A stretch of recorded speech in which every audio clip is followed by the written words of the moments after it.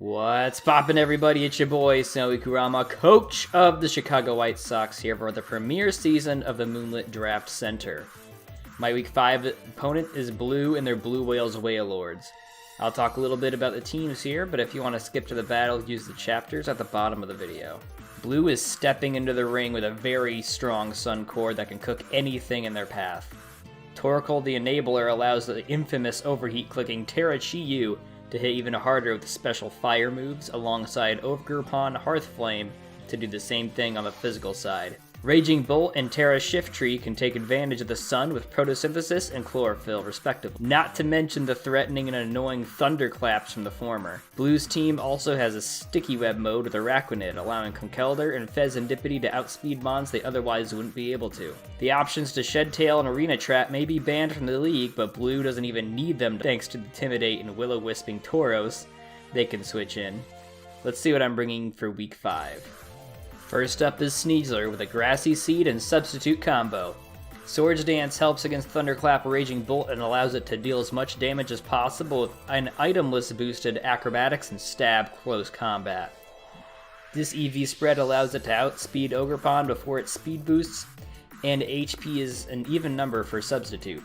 Terra Normal E-Killer Arcanine is up next with a Choice Band to Oko Chi-Yu with Rocks Up.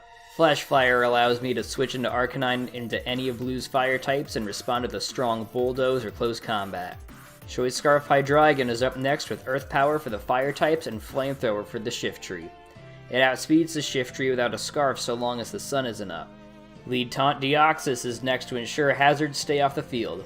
A Focus Sash allows it to set up its own Stealth Rocks with Super Power for Chi-Yu and Psycho Boost for big damage against physically defensive Torkoal. Terra Ground Comfey is here to take advantage of the weather with sun-boosted Synthesis for longevity, and to potentially sweep with Calm Mind and stab moves. Max Defense is best to stand up to Conkeldurr, especially after terastallizing. I'm sure it's no surprise to see Rillaboom here since its buddy Sneasler is holding the Grassy Seed. High Horsepower will be useful against Raging Bolt and the other ground weaknesses, and Woodhammer will do the most damage against Terra Chi-Yu and Conkeldurr. I want max attack Adamant for the most damage as possible, so the speed is to outpace Cyclizar with Scarf and the rest in HP. Let's get on to the battle. Here we are for Week 5 against Blue.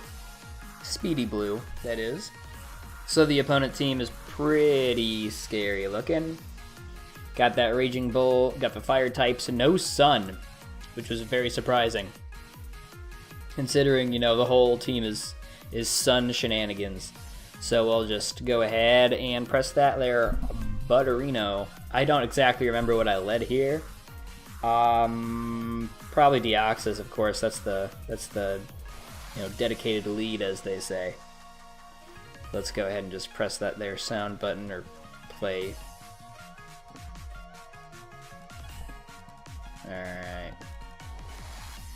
They lead off with a Raging Bolt, and I said we have Deoxys, of course, so, we see that. Photosynthesis speed. So obviously I outspeed, which I figured, but that thing has a Photosynthesis boost to its already monstrous special attack stat, which, it's great to see that. We get up our rocks perfectly. Thunderbolt takes us down to the Sash, which is fine. Paralysis, though, which is not, it's not great. So we do get off the Psycho Boost, but we miss, so no chip damage onto the Raging Bolt. We are 5-6 with a Raging Bolt with a Photosynthesis boost up. Can't switch into this thing worth a damn. So we go out to Rillaboom to set up the grass. Jesus, why am I forgetting all of these terms? And obviously we're Scarfed, as we said earlier, so the high horsepower does come off. Does about half to the Raging Bolt. Rillaboom takes a solid amount for the Dragon Pulse, and we probably just do the same thing. Oh, I might have switched out from this thing. Did you just have... No. I think I just assumed that another Dragon Pulse was coming off, so there's no reason to not go out into the Fairy type. They go for Thunderclap, which is just fine by me, but now they can switch up their moves, but they don't seem to, so I got... They don't seem to, so I go and Draining Kiss, and they just, switch out into the Fezandipiti. poison type, so it can hit us with the poison jab or the gunk shot or whatever this thing wants to go for. I just synth just to see what they're gonna do. They hit us with the poison tail, which did a shit ton of damage. After some thinking, I realized this thing was Technician and not the Toxic Chain, so that's why the poison tail is there firstly. But it turns out that Poison Tail with Technician boost does less than Poison Jab, so there's a chance that Poison Jab would have killed or just taken this thing down to like 15 or something. I didn't do the calc. I don't think it really matters. Glitch out in the Sneasler, expecting another Poison Tail, which does indeed happen. Takes us down to more than I would like, but I figured, at least I think, that this is where my substitute comes off. Substitute. So, and we got the Citrus Berry, which is good, so we get back all the way up to that 67% that we had before. And this is where we reach some sort of... This is where we reach the 50-50, to end all 50-50s. The options are, I press Swords Dance, and he Thunderclaps, meaning that I get the Swords Dance for free. Or he Thunderbolts into the Swords Dance. Is that where this happens? Let me see. No, I get the Swords Dance off, which is good. Conkeldurr comes out. It is the Flame Orb Mach Punch. I figured that there's no reason to just not use the boost, plus we are acrobatics, so that's definitely going to take this thing out for sure. Raging Bolt comes out. This is what I was talking about here. This is the big ol' 50-50, because this is why it was very, very scary. My thought process on the matter is I can either sub and call that he's going to go for Thunderclap, or I could just attack into the Raging Bolt and, lose the Sneasler. Or I would have to be lucky for him to not Thunderclap, thinking that I would call him to Thunderclap, and he just presses T-Bolt or something. I think that I lose the least by going for a sub. He Thunderclaps, I get up the sub. He then presses Thunderclap here, which doesn't matter because I acrobatics. Pheasantipity comes out. I press the acrobatics and it's dead. I don't think the crit mattered one bit. Cyclozar comes out. What happens? Close combat. It's gone. And then we see the Ogerpon come out, weak to flying. And acrobatics gets it down. And we have the Tauros here. And acrobatics kills it. Big win for the Chicago White Sox here, ladies and gentlemen. I cannot tell you how hard I popped off when this happened. I was jumping up and down in my seat. I scared the cats. I scared the wife. It was crazy. I wish at that moment that I had some sort of face cam or something, because that was big. We get the big 5-0 victory against the Blue Whales Wailords for Week 5. Before I talk about my Week 6 match against Tylord, it's time to talk about the free agency transactions I made for the team. For those of you who are wondering what the heck I'm talking about, at any time during the middle of the league, a coach can pick up unclaimed Pokemon left on the draft board and sub them in for Pokemon they no longer wish to use, so long as they stay within the point budget limit. The MDC follows the usual number of 5 free agency transactions per team, which is fantastic because I use them all! These changes open up Excadrill to sweep up in the sand like it likes to do, alongside the new Sand Rusher Houndstone. As Zelf for Deoxys speed really hurt, but both are speedy psychic types with great coverage and access to Stealth Rocks. Tentacruel opens up Excadrill in another way to be the team's bulky spinner. It can also set up and remove Toxic Spike so Sneasler doesn't have to. Vikavolt is a welcome addition, not only because of my levitating Hydreigon, the fact that it's gone. I have another mode in Sticky Webs. All in all, I think these are some positive team changes overall. Let me know what you think in the comments down below. I know that I already asked you for something, but that's another thing. Please comment. My Week 6 opponent is Tylord and his Twin City Torterras. This must be the Blyther video because Tylord has a snow mode to play against my sand. Hitmontop is an excellent removal option and can intimidate Cycle with Incineroar. His top 3 in Manaphy, Latias, and Thunderous Incarnate are very strong special attackers that can boost their stats or act defensively if Tylord so chooses. Swampert and Blissey act as a fantastic defensive options with Stealth Rocks, Flip Turn on Swampert, and Thunder Wave and healing moves on Blissey. Mimikyu has an ability and a typing that is very annoying for my team to go up against, since boosted Shadow Sneak is still very good into me despite all of my trades.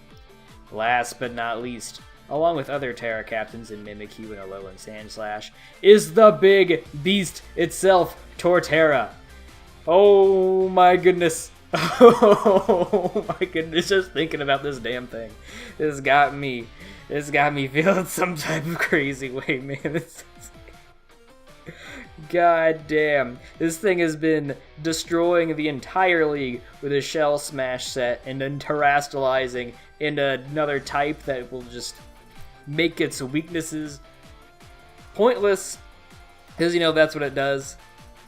And I'm just dreading fighting against that thing, honestly. It's worse than Terra Landorus, Terra Annihilate, Seb terastallizing into the bathroom, and anything else you can really think of.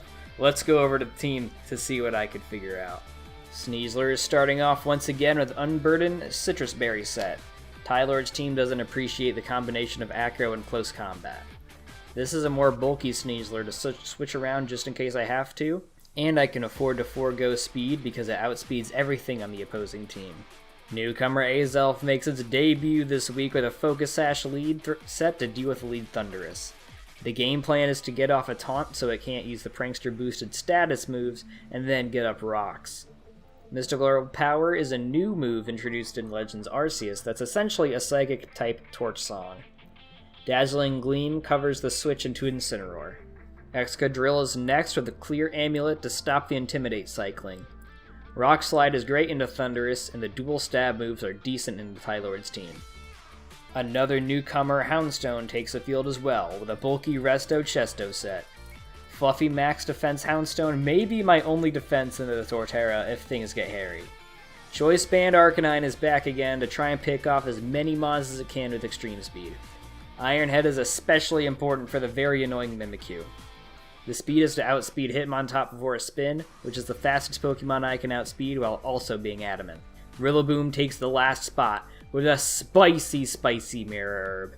The strategy is to switch into Rillaboom once Torterra comes into Shell Smash, and go from there with the ultimate scouting move, Protect. Mirror Herb boosted Grassy Glides in the terrain will be very difficult for my opponent to deal with, even though half the team resists it. Knockoff will be very handy to get rid of items, and Brick Break is here to break through the potential Aurora Veil from Alolan Ninetales. Let's get into the battle.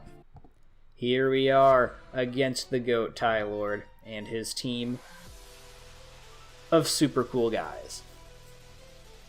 So we see the Thunderous, so I obviously lead the Azelf here. That's why it's here. Torterra, of course, is here, because why wouldn't it be?